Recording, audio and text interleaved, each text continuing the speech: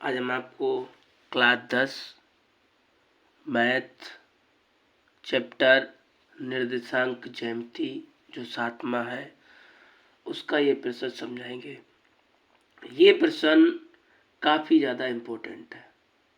ठीक है, ये प्रश्न 2020 में आया, 2022 में आया, 23 में आया, 24 में भी आया। ये क्वेश्चन काफ़ी ज़्यादा इम्पोर्टेंट है। तो ध्यान से सुनना कि कैसे लगाना है इसे। बहुत सिंपल तरीके से, बहुत सरल तरीके से हम आपको सिखाएंगे, बताएंगे।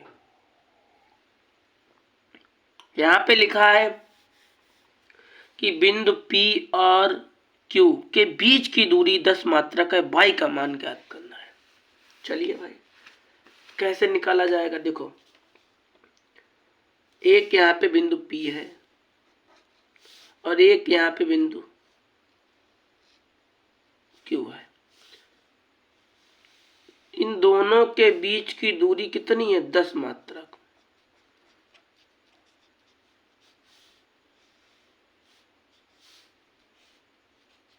ठीक है,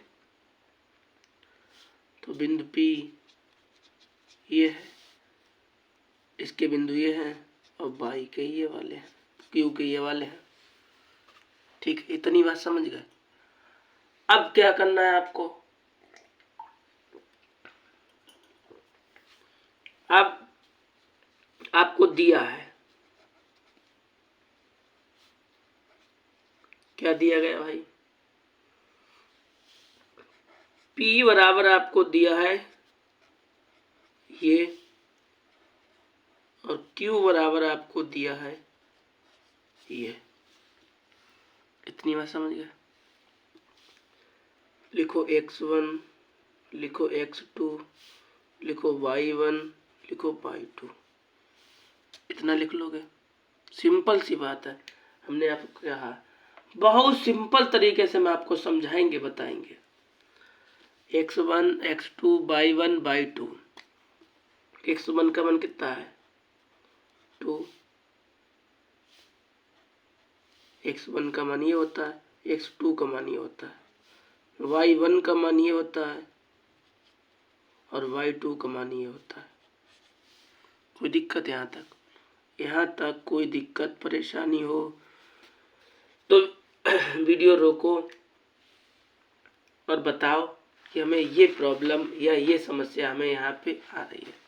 इस टाइप का कभी दूसरा क्वेश्चन हम बताएं मिलेगा हमें, तो हम आपको बता देंगे, समझा देंगे कि यहाँ पे हाँ ये बात आपको करनी थी। तो आपको बीच की दूरी निकालनी है। किसके बीच की दूरी निकालनी है? पी क्यू के बीच की दूरी। ठीक है,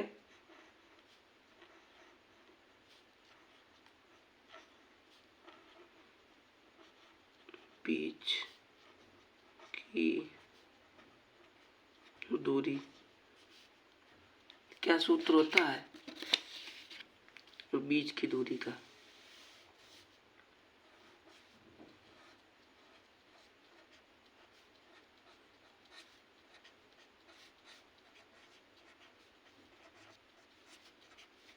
ये हमारे बीच की दूरी का फॉर्मूला होता है।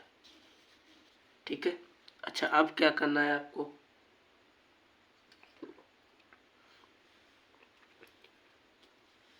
बीच की दूरी 10 मात्रक है, तो बीच की दूरी 10 लिख लें। अगर बीच की दूरी कहा गया तो बीच की दूरी लिख लें। अच्छा,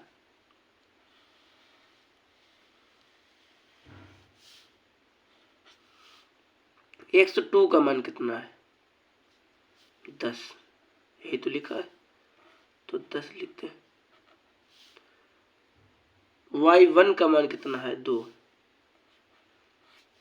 y1 का मान कितना है? 2। होल स्क्वायर लगा तो होल स्क्वायर लगा दें।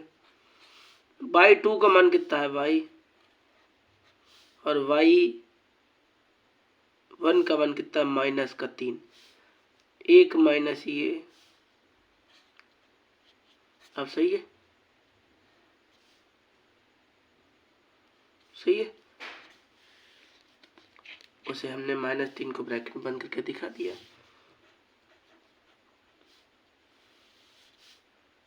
इसमें से घटाओ तो 8 ही तो बचेगा। अच्छा, ये पाई ऐसे लिख लो, ये माइनस ब्रैकेट खोलोगे तो प्लस हो जाएगा। यही तो बात समझा रहे थे, लेकिन डायरेक्ट नहीं लिखी हमने। इतना आ गया।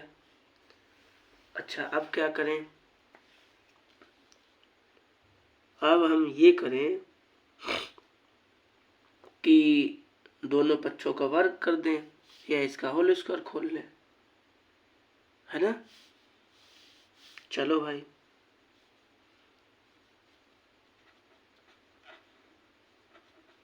दोनों पक्षों का वर्ग करने पर दोनों पक्षों का वर्ग करेंगे, इस वाले पक्ष का भी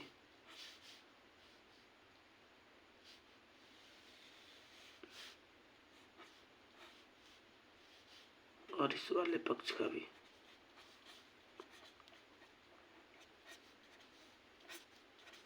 ठीक है, तो इसका वर्ग क्या हो जाएगा? 100।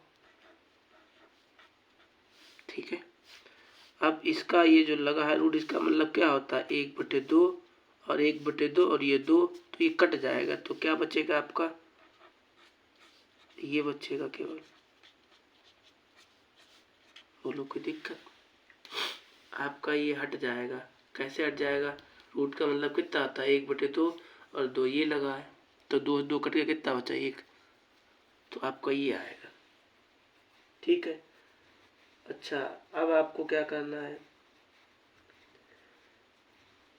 यहाँ से एक तरीका ये अपना लो कि 100 तो ऐसे ही लिख लो, 8 का 8 में गुणा करोगे 64 आएगा। 64 आएगा। ठीक है, यहाँ पे आपका सूत्र लगेगा। कौन सा सूत्र लगेगा?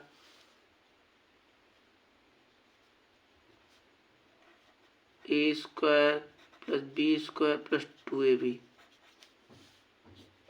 a + b का होल स्क्वायर, यही तो होता है। a² + b² + 2ab। तो ये a का मान है, ये b का मान है, तो a² ये b² फिर 2a का मान और ये b का मान।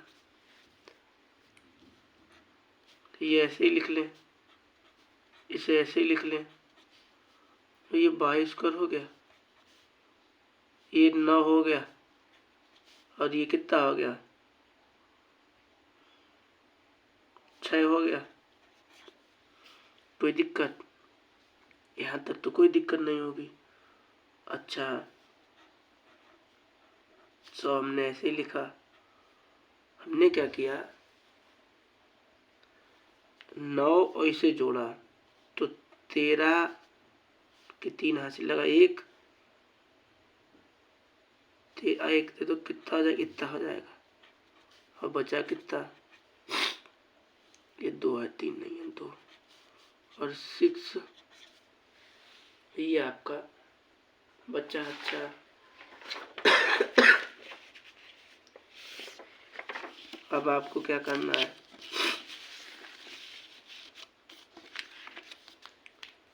कि 22 को लिख लेना है, 6 लिख लेना है ना? अच्छा,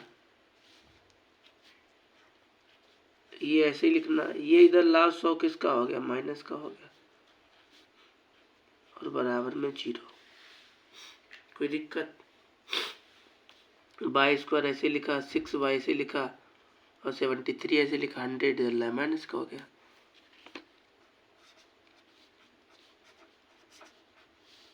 इसमें से घटाओ तो कितना बचेगा? 100 में से 10 हो गया यहाँ पे, 10 में 3 जाएगा 7 बचेगा। यहाँ पे कितना 2 हो गया। ठीक है, तो 27 बचा बराबर में 0। अब ये बन गया गुणनखंड, तो गुणनखंड कर लो। गुणनखंड कैसे किया जाता है पता होगा, नहीं पता है? पहले वाले और लास्ट वाले को गुणा करो तो आया 27। ऐसी दो संख्याएं ढूंढो, निकालो कि जो गुणा करो तो 27 आए, जोड़ो या घटाओ तो 6 आए। तो 9 गुणे 3 9 तियां 27, 9 माइनस 3 6। अगर नहीं आ रहा है आपको तो आप इसके फैक्टर कर सकते हो तो भी निकल आएगा। 3 नियम 27, 3 त्रिका 9, 3 एकम 3, 3 त्रिका 9 और 3, यही आ गया। तो यही वो दो संख्याएं हो गई। इसे ऐसे ही लिख लो।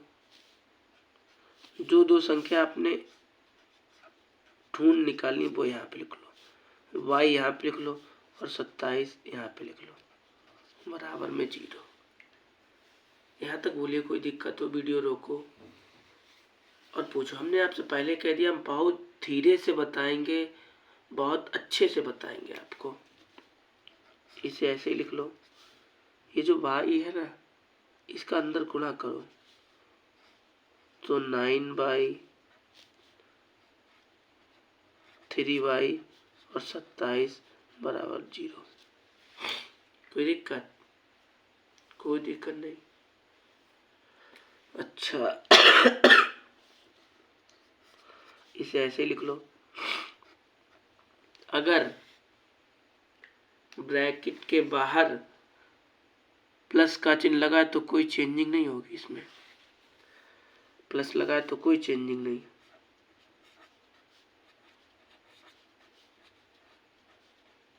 कोई दिक्कत? कोई दिक्कत नहीं। अच्छा, अब यहाँ से कॉमन लेने की बात आ गई। कॉमन क्या ले?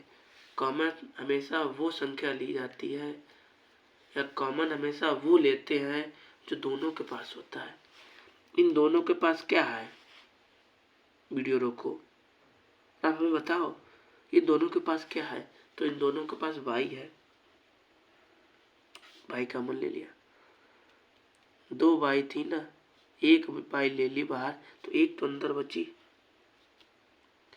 y तो चली गई यहाँ से। कितना बचा? 9। इन दोनों के पास से क्या कॉमन है? या इन दोनों के पास क्या है? इन दोनों के पास 3 है, तो 3 आपने कॉमन ले लिया तो y बचा। और 3 का पहाड़ा पढ़ो तो 27 से जाता ना, तो 3 ने 27, ये माइनस और ये प्लस, यहाँ पे प्लस आएगा। ये ब्रैकेट हमेशा बराबर आते हैं। इतना समझ गए? अच्छा, अब क्या करना है आपको? इसे एक बार लिखना है, इसे आपको एक बार लिखना। कोई दिक्कत? अच्छा, अब क्या करना है? y प्लस 9 बराबर 0 ये लिखा है, तो निकालना y का मान है। तो उधर जाएगा किसका हो जाएगा? माइनस का हो जाएगा। y माइनस 3 बराबर 0, उधर गया किसका हो गया? प्लस का हो गया। तब आपको हिंदी लिखनी पड़ेगी। अतः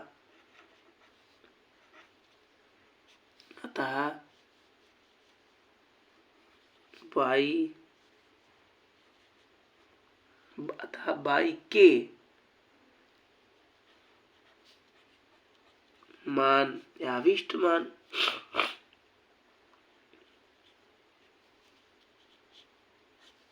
-9 होंगे या है?